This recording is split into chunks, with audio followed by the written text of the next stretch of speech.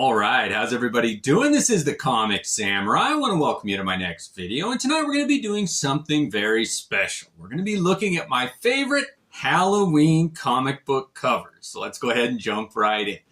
First up, we got this Uncanny Avengers #1 with a beautiful cover done by Mark Texiera. He's one of my favorites, and I think this cover captures the fun, the party atmosphere, the Halloween trick-or-treating with party games and friends and candy to give out better than any other cover in my collection. I absolutely love this one. Now, Halloween is one of my favorite times of years, and I love celebrating and dressing up in costumes, and this Amazing Spider-Man, The Short Halloween, is an example of somebody dressing up in a Spider-Man costume, and they always draw it a little more hokey than the actual hero, so you can tell which one's the real Spider-Man and which one is the imposter. But this is a humorous cover that I enjoy on Halloween. Next up, we got Sleepwalker #19. And speaking of wearing masks and costumes on Halloween, this one is a perfect example. You say, what's got to do with Halloween? Well, this cover is a mask. It's got perforations on the eyes and the mouth hole there, and you cut them out, and then you can strap the comic book to your face and use it as a mask. I've never seen anything like that before. What a crazy cover. Next up, we got John Bolton, Halls of Horror #1. And John Bolton is so underrated as an artist. I love his stuff. And this one captures that flavor of a masquerade ball, a costume party. All the people in this club here are vampires, werewolves, ghouls, different types of Halloween monsters, except for the main guy in the front there. And he stands out because he's not wearing a costume. Next up, we got The Witching Hour #8. And this cover is done by Neil Adams. And he must have loved Halloween because this cover captures that monster, spooky, ghoul-filled cover better than any other. I love this one. A little bit of humor on a cover always makes me smile. Next up, we got Nick Fury, Agent of S.H.I.E.L.D. #3. And Steranko is another one that can capture that flavor of a spooky atmosphere so good. This one's got the red sky with the moon and the castle, and the graveyard with the tombstone, and the damsel in distress, the hellhound, and even a little vampire figure in the background there. This one really does set that spooky mood that I look for in my Halloween covers. Next up is Detective Comics #402, and we go back to Neil Adams with setting the mood of the foggy background, the Man-Bat flying at Batman with a lantern. I love the lighting on this one, the color. This really is just a boggy, eerie, mysterious, fog-filled Halloween night. I love that one. Next up, we got Alpha Flight #13, and as far as setting a mood goes, this is my favorite. John Byrne captured such a great image of Wolverine hovering over and protecting Heather Hudson there in this graveyard with this spooky background there. I really do dig this one. John Byrne just captured how I think Wolverine should be drawn. I love that iteration. Next up, we got Wildstorm Chamber of Horrors, and this one features a Simon Bisley cover, and I do like his work. When it's fully painted like this, it is beautiful, but you've got these pumpkins and the flames, and it just sets a mood that gets you ready for Halloween shenanigans and fun. Next up, we got Batman The Long Halloween #1, done by Tim Sale, and he, with his simple brush strokes, can capture such a flavor of an image. And this one with the jack-o'-lantern made in the bat symbol there. I really do like that one. Next up, we got Batman The Long Halloween #13, and he bookended it with images of a jack-o'-lantern here. And I love these halvesy ones where you can cover up half and see what a halfway decent jack-o'-lantern looks like, and then cover up the other half and you get like a two-face evil version on that other half. Those are so much fun for me. I love interacting with a comic book cover. Next up, we got Batman Legends of the Dark Knight Halloween Special, and it's another Tim Sale cover here, and I just love this one with the foil that illuminates the inside of that jack-o'-lantern. You can just imagine that it's got a candle or a light inside there and it glows. Oh, I love a good jack-o'-lantern cover. Next up, we got Ghost Rider number 8, and this one's got a cover done by Sudium. And it's got Ghost Rider holding a flaming jack-o'-lantern up high like the Headless Horseman in The Legend of Sleepy Hollow. I love that homage cover. Next up, we got the Spectre number 13, and this is another one that pays homage to the Headless Horseman. And you've got the Spectre riding a horse, holding the jack-o'-lantern high, backlit by that beautiful full moon. Oh, what a great spooky Halloween cover. Next up, we got Detective Comics number 571. And I'm going to be moving into some of the character covers here. And this character that's featured on this one is the Scarecrow. I love Alan Davis's take on that villain. He really is underrated. I really do like this cover. It's one of my favorite Detective Comics covers featuring the Scarecrow. Next up, we got Oz issue number 2. And if you haven't read this series, done by Caliber, it is so underrated. I love this cover featuring the Scarecrow, and it is a far cry from the MGM Wizard of Oz goody-goody brainless Scarecrow that they had in the movie. This is not that. He is much darker. Next up, we got Oz number 5, and this one features the 3 main characters that you see all the time at costume parties. You got the Cowardly Lion, who's not so cowardly here, the Tin Man, and the Scarecrow. And that trio, oh, they really are presented well on this Caliber Oz number 5. Next up, we got Oz number 1, and they introduced a new character here who wasn't in the movie, Jack Pumpkinhead. And on a first issue, I just think that this cover is one of my favorites of all time, but it's got that Halloween flavor, that mysterious, darker twist on the Wizard of Oz, and I can't say enough good things about that one.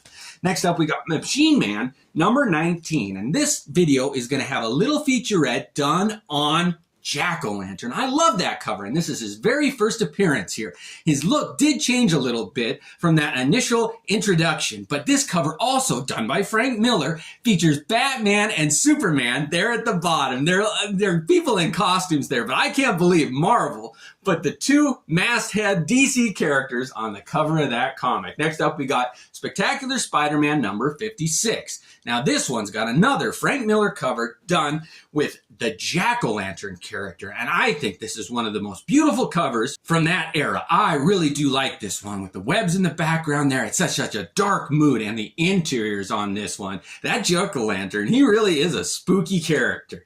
Next up, we got The Amazing Spider-Man number 284, and this one features not only Jack-o'-lantern there, but also the Hobgoblin, and it is such an underrated story. I really do like this one. Those 2 characters together, they've got kind of this dynamic that is so interesting, but what a great cover featuring those 2 Halloween spookies. Next up, we got Ghost Rider number 11, and another Sudium cover featuring that Jack-o'-lantern. That character has such a great design in his costume with the pogo platform, the flaming head there dripping with the scales, the green, and he's dragging Ghost Rider on a chain there. The 2 flaming-headed characters in the Marvel Universe featured on that cover. But my favorite is this Ghost Rider number 9. Sudium captured such a great image here. It sums up that dynamic between those 2. Look, the liquid dripping down on Ghost Rider there, a flame, and it's illuminated. The lighting on this one, the tone, and Ghost Rider's skull shrieking in pain and horror and rage, you don't know. But what a great cover that features these 2 characters going at it. Next up, we got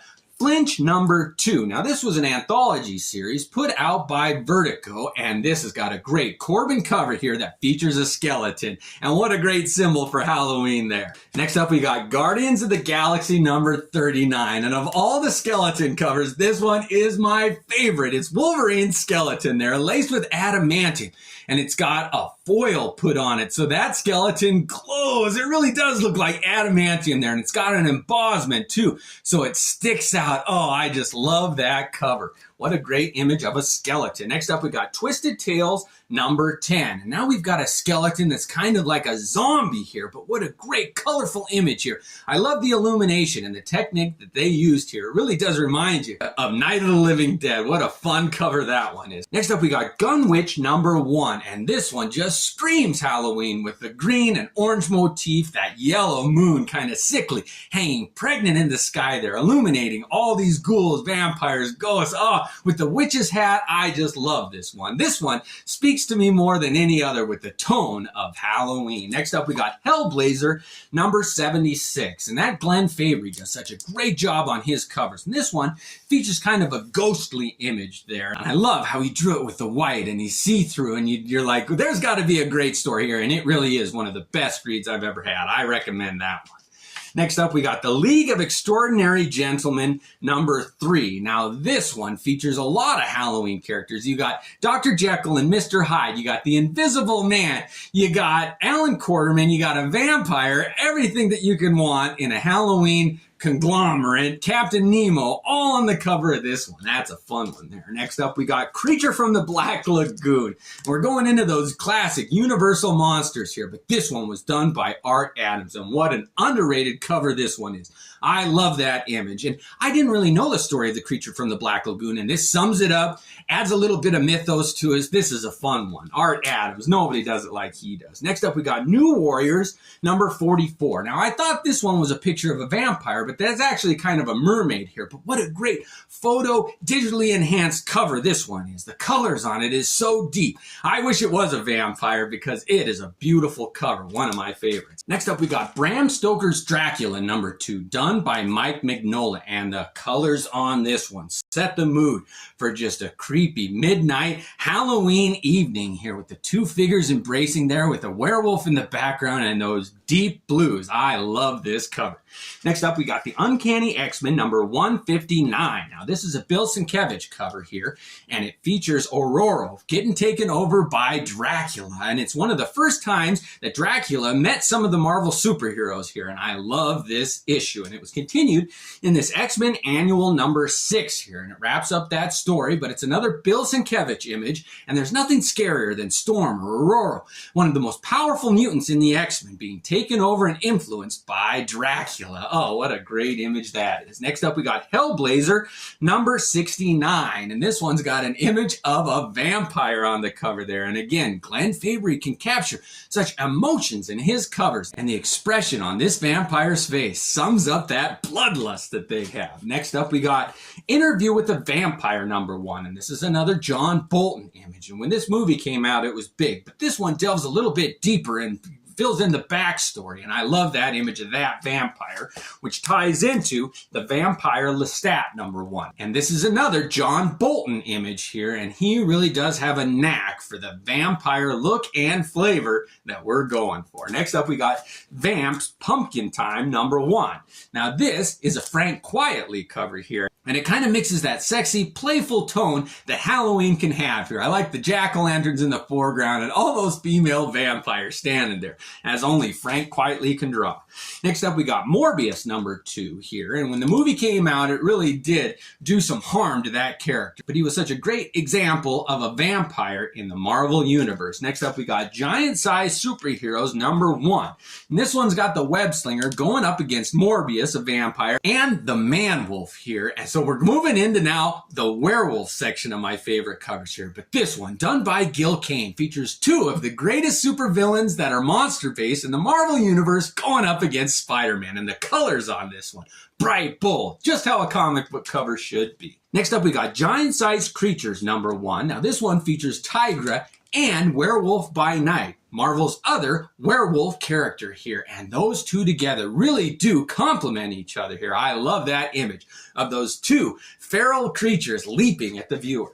Next up, we got Ghost Rider number 55. Now, this is where Ghost Rider met Werewolf by Night for the first time here. And those two had such a great dynamic, both mystical, kind of demonistic characters. And I like their introduction to each other. Next up, we got Weird Mystery number 21. And this features a beautiful Bernie Wrightson cover here. And it's got a trio of werewolves on the cover hunting this lone woodsman here. And it just is a great spooky cover. I like that. Next up, we got The Amazing Spider-Man number 189. And another Universal monster was the Mummy. Now, I know this isn't a mummy here. It's just a person wrapped in bandages. But they kind of wanted to play off of that riff here. And it's got beautiful John Byrne art. Next up, we got Superman number 5. And this one does feature a mummy on the cover here. And John Byrne does such a great job with his monsters. I wanted to show this one of the Man of Steel going up against a mummy. Next up, we got Doc Frankenstein Frankenstein #4. And this one's got not only the Frankenstein monster, but 2 werewolves fighting on the cover here. And I love when there's a clash between the classic monsters. Next up, we got Frankenstein #2. And this one, a close-up of DC's iteration of the Frankenstein monster. You can see all the stitches and the bolts on his neck there. And I just love the visage, the grimace that this character has on the cover of that one. Next up, we got Frankenstein #4, and this is a continuation of that series, but not only does it feature Frankenstein's monster, but the bride of Frankenstein.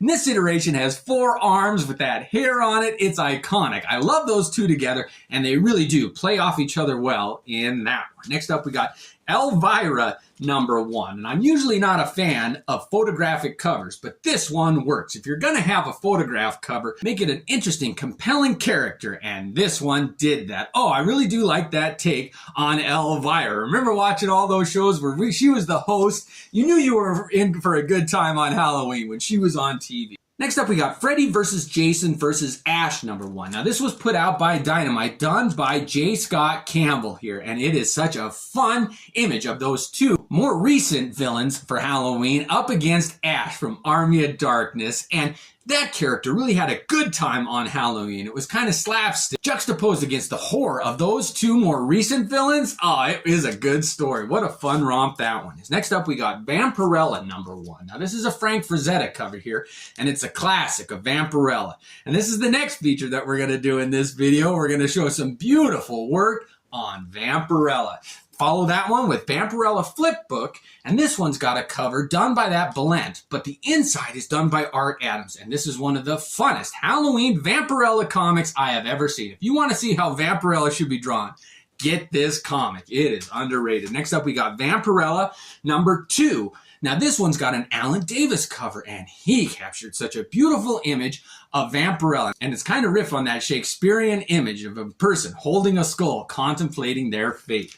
Next up, we got Vengeance of Vampirella #1. Now, this one's got a beautiful chrome cover done by Quesada, but they came out with a different version of that where the blood she's bathing in is blue, and that chrome on that one really does glisten. Quesada is able to do such a great image. I want to open it up and show you the whole image of Vampirella laying in that bath. Oh, and when the light hits it just right, nothing can beat a good Vampirella image there. Oh, that is so much fun. Next up, we got Vampirella versus Pantha #1. And if anybody can beat Quesada, it's Mark Texiera. Oh, I love his take on that character. He's got the curves, the image, the attitude summed up in this Halloween Vampirella cover. Next up, we got Vampirella, A Scarlet Thirst. Now, this one has got a Dave Stevens cover, and his take on Vampirella was unlike any other. The colors, the pose. I love a simple white background that isolates that character. Oh, this is a fun one. Next up, we got Vengeance of Vampirella #6. Now, this is an Adam Hughes cover here, and his take on that character was revolutionary. It really did kind of popularize and sexualize that character, but it's a good take on her. Next up, we got Vampirella #3. It's another Adam Hughes cover. We're going to show a couple of them here, and this is just a fun one here with Vampirella, again laying in a puddle. There's something about that symbolism that artists like to capitalize on, and Adam Hughes did a great job there. Next up, we got Vengeance of Vampirella #7. Now, this is another Adam Hughes image, but it's a little more graphic, a little less illustrative, but it's one of my favorites. I love his take on this. The separations of color. Sometimes he gets a little too artistic with his takes, but this one, keep it simple.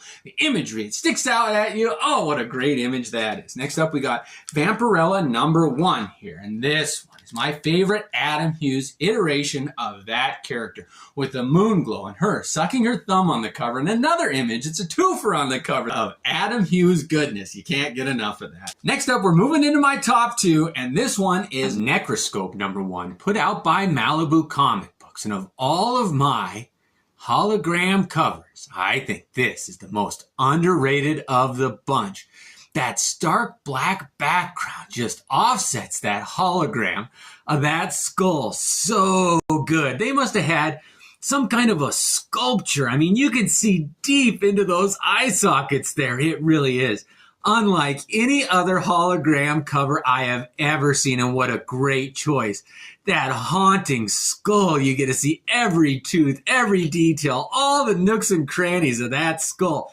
It really is just a haunting image and perfectly set to that necroscope cover. I really think it blazes like the Ghost Rider. They should have done this on one of the Ghost Rider covers. I mean, it just is something to see there. I love being able to find all the facets and angles and details set off in that amazing cover there. Again, the most underrated hologram cover I have ever seen. This is one of my all-time favorite covers, and it's my second favorite Halloween cover. Only bested by Action Comics Annual #1. All the art in here is done by Art Adams, and I read this comic book every Halloween. It's unlike anything else, and the ending is so haunting. But the image here of Superman and Batman, the two spearheads of the DC universe, with bats in the background, it's a vampire story. There's twists, there's turns, and those two characters are drawn by Art Adams with the respect and reverence that they deserve. Well, that was my Halloween special. Let me know what your favorite Halloween comic book covers are. Thanks again, and have a great night.